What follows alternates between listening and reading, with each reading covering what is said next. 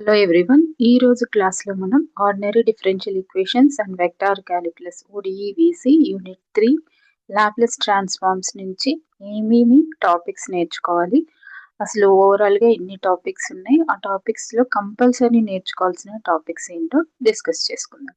First topic వచ్చి Laplace transforms of standard functions. ఇది compulsory నేర్చుకోవాల్సిన ఒక టాపిక్. ఓకే, సో ఇక్కడ నుంచి మీరు ఈ 9 ఇందులో ఈ 9 ఫార్ములాస్ ఉంటాయి. 9 ఫార్ములాస్ మీరు ఖచ్చితంగా నేర్చుకోవాలి. అప్పుడు మాత్రమే లాప్లేస్ ట్రాన్స్ఫార్మ్స్ చేయగలుగుతారు. Next first shifting theorem. ఇది కూడా అంతే important, very very important from Laplace transforms. Next వచ్చేసి మీకు Laplace transforms of functions multiplied by t. ఈ టాపిక్ కూడా మీరు ఖచ్చితంగా నేర్చుకోవాల్సిన ఒక topic from Laplace transforms. So ఇందులో నుంచి మీకు కంపల్సరీ ఒక క్వశ్చన్ కవర్ అవుతుంది. కాబట్టి Laplace transforms of functions multiplied by t, first shifting theorem, Laplace transforms of standard functions, ఇవి మూడు కూడా కంపల్సరీగా యూనిట్లో నేర్చుకోవాల్సిందే. నేర్చుకుంటేనే మీరు రిమైనింగ్ చేయగలుగుతారు. కాబట్టి ఇవి మూడు కంపల్సరీ నేర్చుకున్న తర్వాత నెక్స్ట్ టాపిక్కి వెళ్ళండి.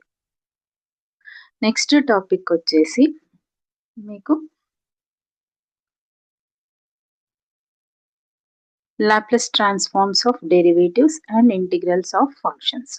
Laplace transforms of derivatives మీకు ఏ టాపిక్లో యూజ్ అవుతాయి అంటే differential equation solve by Laplace ట్రాన్స్ఫార్మ్స్లో కంపల్సరీగా ఈ టాపిక్ ఇన్వాల్వ్ అయి ఉంటుంది. కాబట్టి లాప్లేస్ ట్రాన్స్ఫార్మ్స్ ఆఫ్ డెరివేటివ్స్ నేర్చుకుంటే అవి మీకు Laplace transforms of differential equations అంటే అప్లికేషన్స్ ఆఫ్ లాప్లేస్ ట్రాన్స్ఫార్మ్స్లో యూజ్ అవుతాయి. కాబట్టి ఫార్ములాస్ మాత్రమే ఉంటాయి, అంతవరకు నేర్చుకుంటే సరిపోతుంది.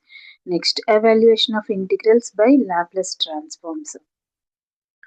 Evaluation of integrals by Laplace transforms అనేది డైరెక్ట్గా లాప్లేస్ ట్రాన్స్ఫార్మ్స్ ఇంటిగ్రేషన్ని యూస్ చేసి ఫైండ్ అవుట్ చేస్తాం. Means integration value by using Laplace transforms చేస్తాం. ఇది ఈజీగా ఉంటుంది అండ్ ఇంపార్టెంట్ కూడా. ఈ టాపిక్ కూడా నేర్చుకోవాలి. Next Laplace transforms of periodic functions. ఇది మీరు నేర్చుకోగలిగితే నేర్చుకోండి, లేదా చాయిస్లో వదిలేసేయచ్చు. Next inverse Laplace transforms by different methods. So ఇందులో ఉన్న అన్ని మెథడ్స్ నేర్చుకోవాల్సిన అవసరం లేదు. స్టాండర్డ్ ఫంక్షన్స్ ఏవైతే ఇన్వర్స్ లాప్లేస్ ట్రాన్స్ఫార్మ్స్ ఉంటాయో అంతవరకు నేర్చుకుంటే సరిపోతుంది. నెక్స్ట్ అప్లికేషన్స్లోకి వచ్చేసరికి solve initial value problems by Laplace transforms.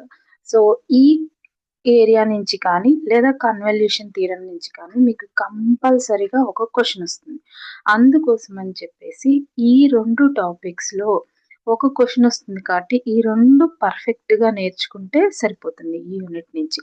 ఇవి రెండు పర్ఫెక్ట్గా రావాలి అంటే మీకు లాప్లేస్ ట్రాన్స్ఫార్మ్స్ బై డిఫరెంట్ మెథడ్స్లో స్టాండర్డ్ ఫంక్షన్స్ వచ్చి ఉండాలి.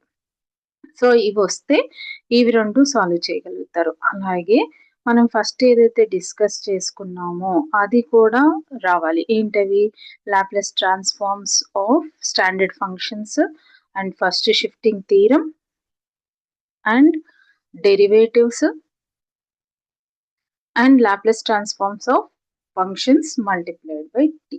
సో ఈ 4 కాన్సెప్ట్స్ అండ్ లాస్ట్ 2 కాన్సెప్ట్స్ మధ్యలో ఇన్వర్స్ లాప్లేస్ ట్రాన్స్ఫార్మ్స్ గురించి స్టాండర్డ్ ఫార్మ్స్ ఉంటే అంతవరకు and evaluation of integrals by Laplace transforms. ఈ కాన్సెప్ట్స్ పర్ఫెక్ట్గా నేర్చుకుంటే మీకు ఏ క్వశ్చన్ ఇచ్చినా కూడా 10 మార్క్స్కి అటెంప్ట్ చేయగలుగుతారు.